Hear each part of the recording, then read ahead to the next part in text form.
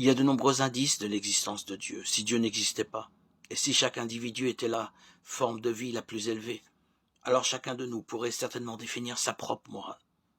Toutefois, si Dieu existe, c'est à lui qu'il incombe de définir les règles de la morale, et pas à nous.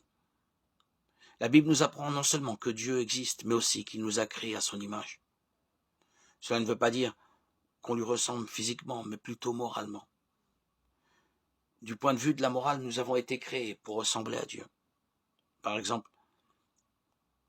Dieu nous a dit de ne pas tuer, non pour donner juste une règle arbitraire, mais parce qu'il est le dispensateur de la vie, et qu'il ne prendrait jamais la vie d'un innocent. De même, Dieu est la vérité, il attend donc de nous que nous soyons honnêtes et sincères. Étant donné que Dieu est l'essence de l'amour, chaque fois que nous agissons en égoïste, au lieu d'agir par amour, nous manquons l'objectif d'être moralement à son image.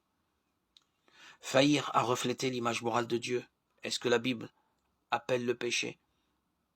De plus, elle nous montre comme il est merveilleux d'être créé à l'image de Dieu, mais aussi que tous sont péchés sont privés de la gloire de Dieu. Épître aux Romains 3, 23. Par sa parole, Dieu nous révèle comment il est et, en conséquence, comment nous devrions être. L'expression sans doute la plus connue de la morale de Dieu nous est donnée dans une liste communément appelée les 10 commandements.